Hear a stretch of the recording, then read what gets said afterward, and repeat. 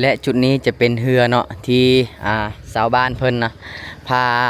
นักท่องเที่ยวล่องเรือตามแม่น้ำอูนี่แหละพี่น้องเนาะนี่พี่น้องลาเอกมาฮอดแล้วเนาะนี่คือบ้านน้องเขียวเมืองงอยพี่น้องในที่สุดลาเอกก็มาฮอดแล้วเด้อโอ้บรรยากาศนี่โคตรสุดอลังการเลยพี่น้องลาเอกเดินทาง4 ชั่วโมงเนาะจากเมืองหลวงพระบางมาฮอดบ้านน้องเขียวนะพี่น้องบรรยากาศนี่บ่ให้เว้าเลยเนาะให้ภาพมันบรรยายเองนี่คือครัวขามน้ำอู่เด้อพี่น้องและคืนนี้ลาเอกกะจะพักอยู่ในเมืองนี่เนาะเพราะเมืองนี่บรรยากาศมันได้ขนาดเลยพี่น้องนี่ไปทุกคนเดี๋ยวเฮาไปกินข้าวกินน้ำก่อนแล้วก็ยามมื้อแรงเนาะลาเอกสิเลาะถ่ายภาพบรรยากาศให้ทุกคนได้ชมได้เบิ่งนำกันเด้อไปกันเลยสบายดีพ่อแม่พี่น้องทุกคนวันนี้มาพอกับเบาละเอกคือเก่าเนาะตอนนี้เบาละเอกจะพาพี่น้องทุกคนไปที่เมืองงอยน้องเขียวพี่น้องเอาเดินทางออกจากหลวงพระบางแล้วตอนนี้กำลังทารถตู้เนาะเราจะขึ้นรถตู้เนาะพี่น้องเนาะรถกำลังมาตอนนี้นะพี่น้องเตรียมเครื่องครบเป็นที่เรียบร้อยแล้วพี่น้องจะพาทุกคนมาเบิ่งวิวบรรยากาศเนาะแคมป์ของยามมื้อเช้าพี่น้องก่อนที่จะเดินทางไปเมืองงอยน้องเขียวเนาะนี่วิวบรรยากาศแคมป์ของที่เมืองหลวงพระบางเมืองมรดกโลกพี่น้องบรรยากาศยามเช้าก็สิประมาณนี้เนาะอันนี้จะเป็นห้านขายกาแฟเนาะนี่นั่งกินกาแฟชิวๆชมแม่น้ำคลองนะบรรยากาศมื้อนี้นะพอดีคักเลยเหมาะกับการแบบย่างเลาะลินจริงๆนะพี่น้องครึ้มฟ้าครึ้มฝนประมาณนี้เนาะแต่ก็บ่แน่ใจเนาะบางทีก็ฝนสิตกก็บ่ฮู้นะพี่น้องทางหน้านี่รถตู้ที่จะมารับเบาละเอกไปเมืองน้องเขียวนะพี่น้องไปเมืองงอยน้องเขียวนะมาฮอดแล้วเด้อผู้โดยสารเต็มแล้วเนาะเดินทางกันแล้ววันนี้ผู้โดยสารเต็มรถเลยเลยพี่น้องวันนี้นะ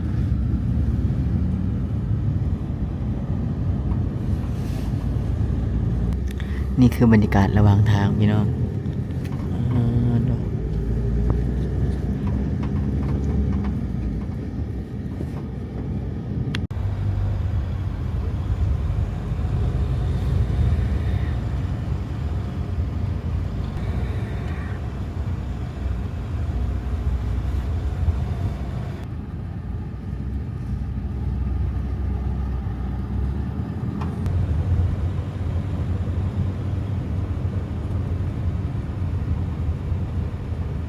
นี่ทุกคนตอนนี้เบาละเอกได้เปลี่ยนที่นั่งเนาะได้นั่งข้างหน้าเนาะตอนนี้ก็ได้ชมวิวแบบเต็มเลยแหละเนาะเพราะว่าตัวน้อยเขาจะให้นั่งทางหน้าเนาะคนต่างประเทศตัวใหญ่มันนั่งยากเนี่ยเนาะทางหน้าเขาจะจัดให้นั่งหลังพี่น้องเดี๋ยวจะให้เบิ่งบรรยากาศเนาะตามถนนหนทางไปเมืองงอยพี่น้องเบิ่งพี่น้องนี่ขนาดข้างดีเนาะหนทางไปเมืองงอยนี่เป็นเส้นทางโค้งเนาะเด้อ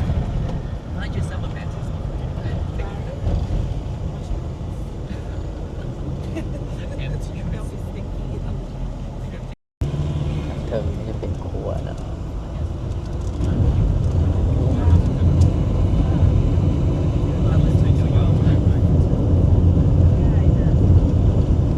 บรรยากาศระหว่างทางตอนนี้ฝนตกพี่น้องฝนตกฝนลินละนี่น่าจะเป็นรถตู้มาส่งผู้โดยสารไปเที่ยวน้องเขียวคือกันอันนี้ฝนตกอีกพี่น้อง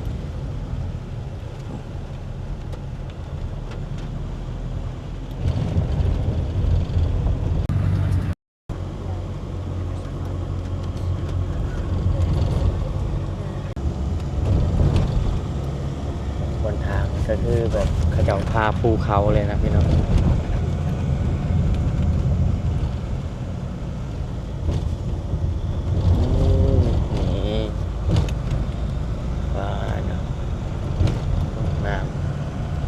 ฝนตกหนักเนาะพี่น้องน้ำขึ้นเนาะ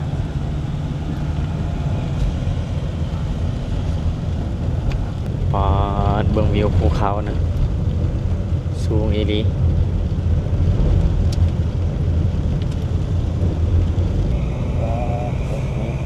วิวภูเขาหมอ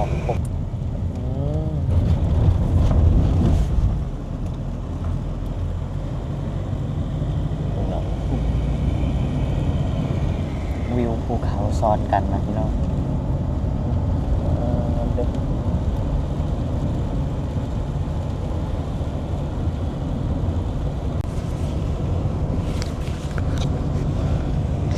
จุดนี้พี่น้องคือ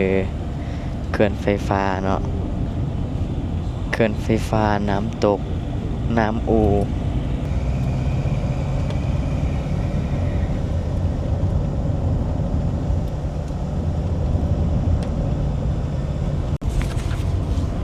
วิวบรรยากาศอ่างเก็บน้ำเขื่อนไฟฟ้าน้ำอูพี่น้องพี่น้องวิวจุดนี้โคตรงามเลยโอ้วิวงามขนาดเลยทุกคนเด้อ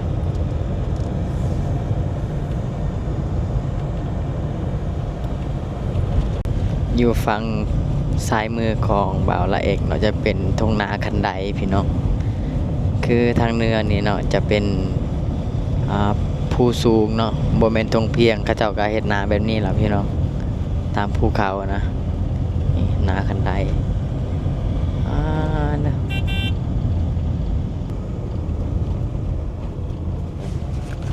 คนทางคือเลียบตามฝั่งแม่น้ำอูเลยเนาะดอกวิวภูเขานี่ถนนหนทาง อยากเห็นธรรมชาติที่งดงามมันลงทุนแน่จังน้อยพี่น้องธรรมดาเลยเนาะนี่กับว่าต่างจากเขาอยากเห็นสาวงามแหละถ้าเขาอยากได้สาวงามเราต้องมีเงินหลายเขาอยากสิว่าเขาประมาณนี้เนาะ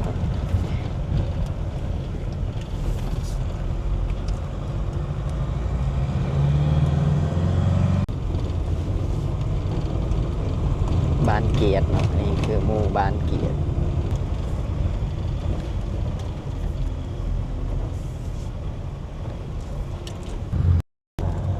บรรยากาศทุกคนโอ้หมู่บ้านสวยงามเนาะอยู่เรียบตามฝั่งแม่น้ำแล้วก็ติดถนนหนทางทุกคนอยู่กันเรียบง่ายเลย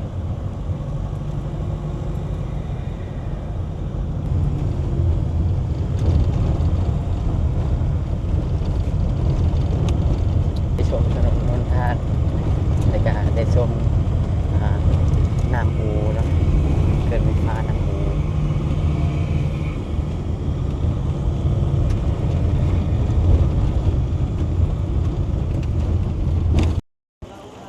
เอาทุกคนตอนนี้เดินทางยังบ่ทันฮอดอันเมืองงอยเถอะเนาะ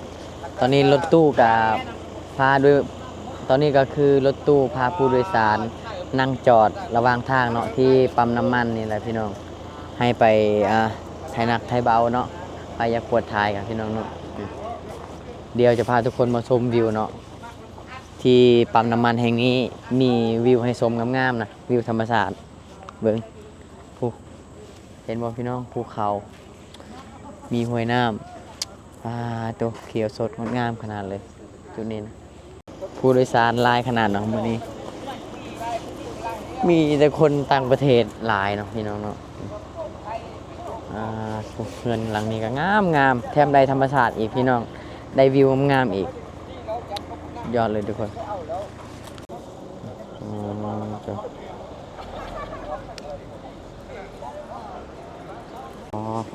นี่ระหว่างทางเดี๋ยวกินกาแฟก่อนพี่น้อง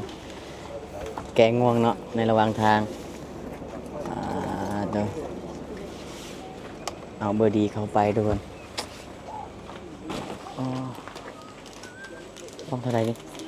15,000เนาะอันนี้เป็นห้านขายของกินเนาะอยู่ที่ปั๊มน้ำมันท่านแม่อันนี้หมู่บ้านยังนี่อันนี้บ้านยังเมืองปังอูบ่เมืองงอยเนาะนี่เนาะผู้สาวเมืองงอยเนาะสบายดีโอ้ผู้งามขนาดพี่น้องแวะมาซื้อกาแฟเนาะกาแฟเนาะลาวหากาแฟเบอร์ดี้แกงง่วงในระหว่างทางที่เราจะไปอีก2 ชั่วโมงเนาะพี่น้องไปพี่น้องเราได้พักประมาณ13 นาทีเนาะกะสิพาทุกคนได้เดินทางกันต่อพี่น้องอีก2 ชั่วโมงฮอดเนาะมาพี่น้องระหว่างการเดินทางโอ้ รถเสียหลักเนาะโอ้พี่น้องรถแก้เครื่องเนาะน่าจะประมาณแก้เครื่องหนักแล้วก็ตกคลองประมาณนี้แหละโอ้ยหนทางโหดสุดๆแล้วพี่น้องอืมเส้นนี้มีรถ10 ล้อผ่านหลายเนาะนี่มีแต่รถ10 ล้ออืมอ๋อตัวนี้จะเป็นรถกระเจ้าทรงขายประมาณนี้เนาะรถรถบรรทุกหลายนะพี่น้อง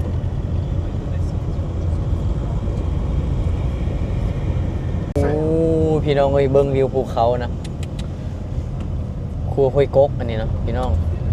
ปาดเนาะนี่รถบรรทุกก็หลายเนาะผ่านมาเส้นนี้นะพี่น้องโอ้ปาดเนาะโอ้ยปาดวิวหมู่บ้านนี่พี่น้องโคตรงามเลย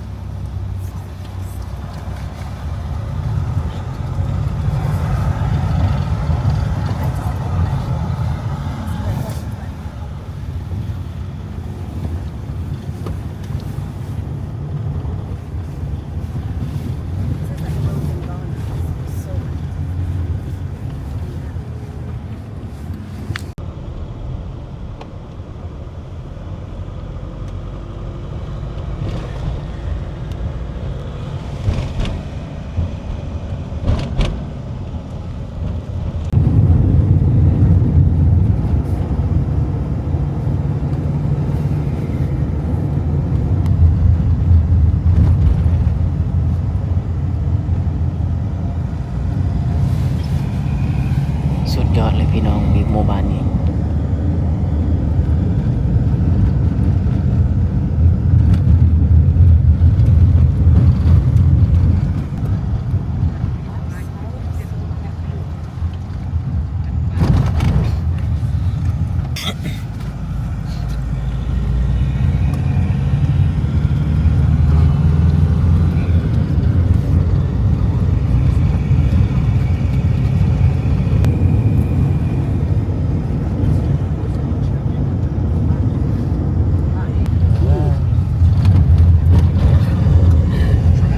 ตกมาได้ถึงพี่น้อง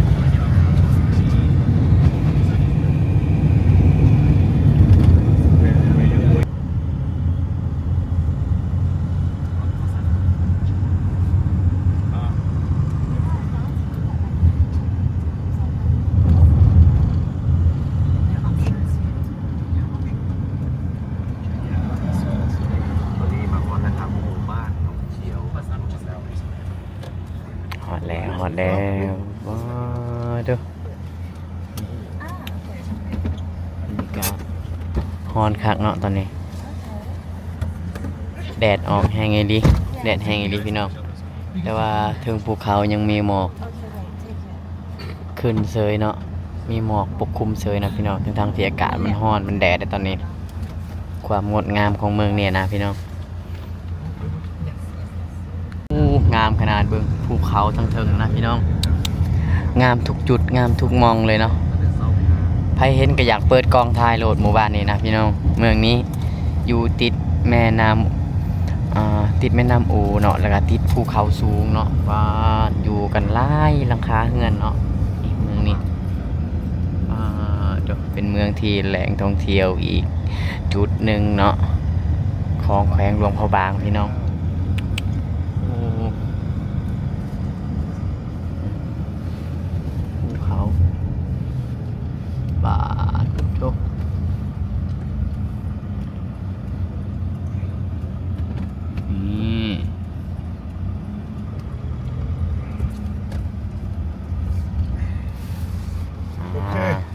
รัวแหละ น้องเคียวน้องเคียว อ้าวพี่น้องตอนนี้ก็มาฮอดแล้วเนาะหมู่บ้านน้องเขียวพี่น้องเมืองงอยเนาะนี่ปาดบรรยากาศตอนนี้ฮ้อนคักอีหลีพี่น้องแดดออกนะเบิ่งทางเทิงจะมีภูเขาสูงพี่น้องภู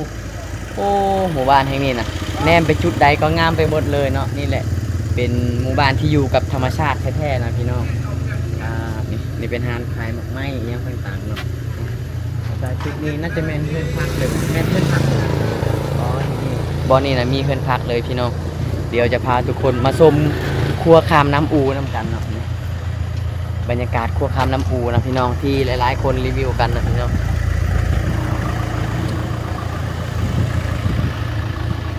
โอ้ยบรรยากาศนี่โคตรดีเลยพี่น้องเอ้ยนี่วิวบรรยากาศครัวคามน้ำอูพี่น้องเนาะที่หมู่บ้านน้องเขียวเมืองงอยเนาะทุกคนวิวภูเขาพี่น้องอ๋อตัวนี่สุดยอดเลยมาฮอดแล้วและจุดนี้จะเป็นเรือเนาะที่ชาวบ้านเพิ่นนะพานักท่องเที่ยวล่องเรือตามแม่น้ำอูนี่แหละพี่น้องเนาะนี่ปาดเบิ่งวิวภูเขานะขนาดอันแดดปานนี้นะหมอกยังปกคลุมเสยพี่น้องเนาะความงามนะความงดงามของธรรมชาติเมืองนี่นะพี่น้องใครเห็นก็อยากมาพักมาอยู่นะพี่น้องเอ้ยนี่ปาดนี่โอ้สูงขนาดเลยได้นี่พี่น้องตัวนี่และจุดนี้จะเป็นเฮือนพักเลยเนาะนี่สำหรับผู้ใดที่หาเฮือนพักเนาะที่จะพักอยู่ที่บ้านน้องเขียวเนาะนี่เป็นเฮือนพักเลยพี่น้องเฮือนพักนี่ก็ได้บรรยากาศนอนจะมีชมวิวบริเวณแคมป์น้ำ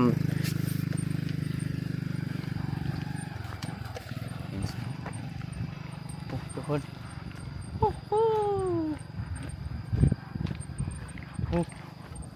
บ้านจะมีเฮือนพักหลายๆหลังเนาะพี่น้องเนาะ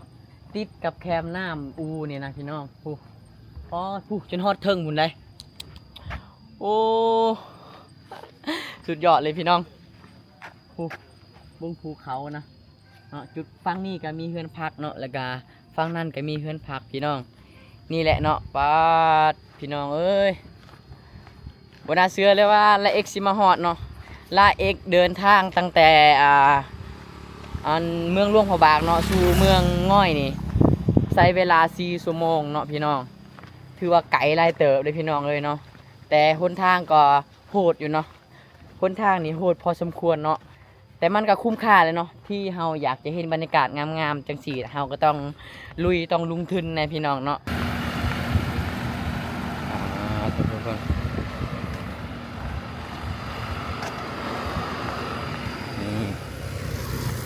พาทุกคนมาเบิ่งเนาะเพื่อนพักที่อยู่ติดแคมป์น้ำนะพี่น้องนี่งามขนาดเลยจุดนี้นะพี่น้อง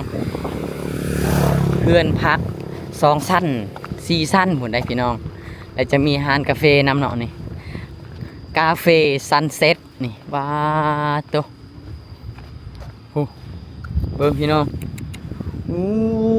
นี่ถ้าผู้ใดได้พักจุดนี้นะโคตรได้บรรยากาศเลยพี่น้องและยามมื้อแลงก็สิได้นั่งชิลนี่เนาะนี่นั่งชิลกินกาแฟอยู่นี่เนาะป้าทุกคน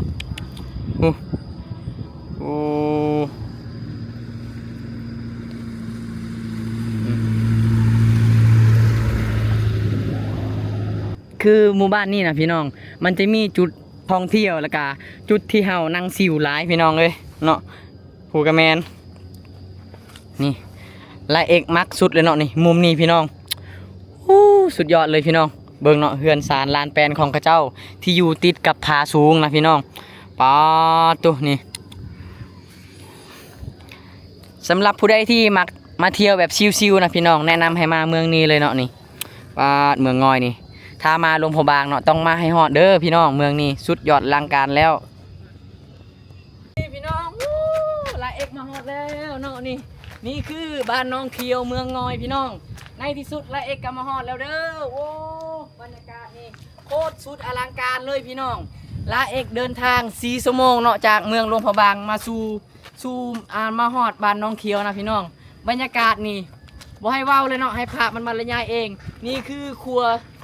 ขามน้ำอูเด้อพี่น้องและคืนนี้ลาเอกกะจะพักอยู่ในเมืองนี่เนาะเพราะเมืองนี่บรรยากาศมันได้ขนาดเลยพี่น้องนี่ไปทุกคนเดี๋ยวเฮาไปหากินข้าวกินน้ำก่อนแล้วก็ยามมื้อแรงเนาะลาเอกสิ